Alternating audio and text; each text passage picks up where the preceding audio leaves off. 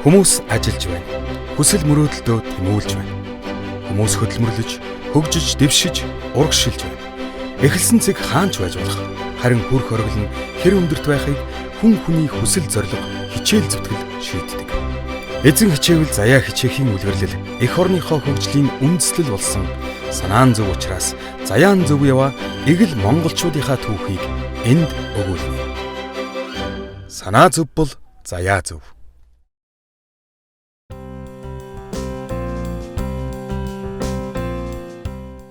Бусдад боломж олгохын тулд өөрийн боломжийг нээн олж, олон гэр бүлд энэ эмэгтэй нэмэр тус болж явна. Намайг Баянзуудын Мөнхөө гэдэг. Би татварын эдийн засгийн мэргэжилтэй. Олон улсын нийгмийн байгууллагад ажиллаж байсан тэр үедээ л өөрийгөө энэ салбарт зориулагдсан хүн гэдгээ ойлгож авчээ. Нийгэмд эмзэглэмээр зүйлс олон ч нэгийн ч болтугай арилгахын төлөө тэр ажилдаг. Сургууль төгснөөс хойш ер нь мэргэжлэрээ би ажиллаж байгаагүй. Оюутан байхдаа судалгааны байгууллагад ажиллаж байсан. Хараа амжилтгүй хүүхдийн сэтгэл зүйн онцлог гэдэг сэдвийг судлахаар боллоо. Яагаад тэгэхээр асрамжийн төвд хүмүүжж байгаа хүүхдийн сэтгэл зүйн онцлог, гэртээ хүмүүжж байгаа хүүхдийн сэтгэл зүйн онцлог эрс төрс ядгаатай байсан. Тэгээд тэр дундаа хөгжлийн бэрхшээлтэй хүүхдүүдийн ертөнц гэдэг бол том ертөнцөлтөө. Одоо зарим нь ярьж гин, зарим нь ярьж чадахгүй байх, явж чадахгүй байх. Хөгжлийн бэрхшээлтэй хүүхэд ээжтэйгээ яг л хаалттай хааны цаана ерөөсөө нийгмээс тасарсан хүнд нөхцөлт байсан. Манай нийслэлийн 3100 хүүхэд байгаа. Ихэвчлэн одоо ганц бие ээжүүд хүүхдээ асраад гэртээ байждаг. Орлогогүй. За тийм учраас ийм нэг сайхан залуу ээжийг ингээд гэрт нь ингэж байлгаж хахаар энэ ээжийг ямар нэгэн байдлаар нэг ажил хийх боломжоор хангах юмсан гэд би 17 онд би зориг гаргаад яг шуудуудаад энэ ажил руу орсон да. Тэгээ хүүхдүүдээ ингээ хараад асарж явах явцад ганц нэг хөөрхөн бас нэг үр дүнгууд гараад тэрийгэ хараад урам ороод нэг ч гэсэн хэвтрийг хүүхдээ бас нэг суудаг болгочих юмсан. Нэг ч гэсэн суудаг хүүхдээ бас нэг явдаг болгочих юмсан ингээд мөрөөдөд улам давраад яваад энэ да.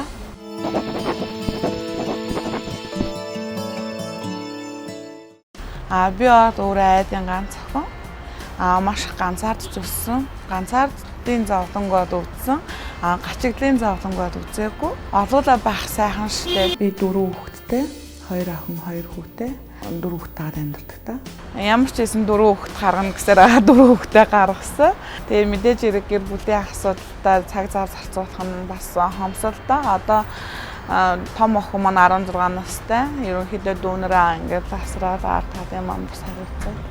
Гэт байдаг.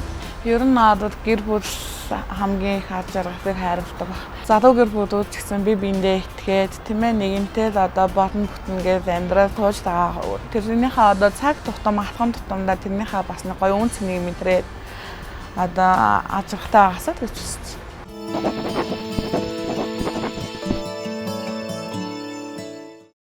Ерөөсөө одоо нэг дургуут төчхөө гэхчээр одоо анханасаа би татварын эдийн засагч бодно гэж бодоогүй явж байгаад конкурс өгөөд яваад орцсон.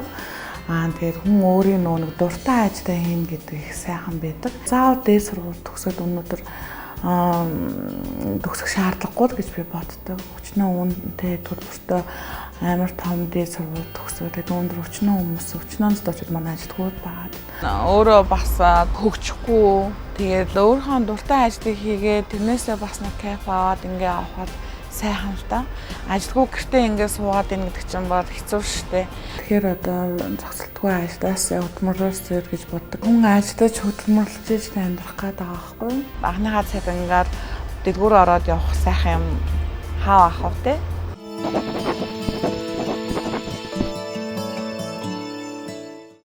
Тэгээ ер нь анхандаа ээжийг ерөөсөө ажил хийх боломжоор хангая. Хүүхдийн дасрыг гэдэг байдалтай байсан. Одоо үндсэндээ би тэр ээжийг одоо ажил хийхийн тулд өнөөдөр ажлын 5 өдөр хүүхдийн одоо 24 цагаар би асарж байна. Энэ бол бас нэг боломж. Энэ төвийг одоо аншлууснаар бас нэг одоо 2-3 ээж бас ажилтаа болж байна. Манайхад бол бас ээжүүдийг бас ажилтаа авдаг байгаа. Ээжүүд дотроо өөрсдөө мандрын ажиллах бүрэн боломжтой байгаа. Боломжийг ашиглаад ажил хийгээд бас өөрийгөө хөгжүүлээд бас амьдралаа дээшлүүлээд амжиргаагаа бас залгуулад байвал бас зүгээр юм болов. Яа тэгэхээр залуун тэр эмэгтэй хүн учраас яг хүүхдүүдэд аваад асраад ирэнгуут энэ хүүхдүүдэд ямар их юм хэрэгтэй байд юм бэ? Энэ хүүхдүүдэд өдөр тутмын арчилгаа ямар их орд юм бэ? Би ингээ зүгээр суух ёсгүй. За яг одоо хөгжлийн бишрэлтэй хүүхдүүдэд зориулаад 200 м² одоо хов хоосон балгасыг бид нараа сая засаж янзлаа. Тэгээд хүн ер нь хийж чадахгүй юм байдгүй юм байна. Хүн гэдэг чинь өнөг сэтгэлийн амьтан учраас үнэхээр хүсэх сэтгэл байхад юм болол ерөөсөө юу ч хийж чаддгийм байна гэдгийг би өөрөөсөө харлаа л та. Мөрөөдөл байхад зориг бий. Зориг байхад ажиллаж хөдөлмөрлөх хүсэл тэмүүлэл бий. Ажил хөдөлмөр та биднийг шагналгүй өнгөрөөсөн удаа нэгэхэн ч үгүй билээ. Харин юу хийж хэрхэн хөдөлмөрлөх нь та бидний гарт бас зүрхэн. Тиймээс зүрхээ чагнаад гараа хөдлөг.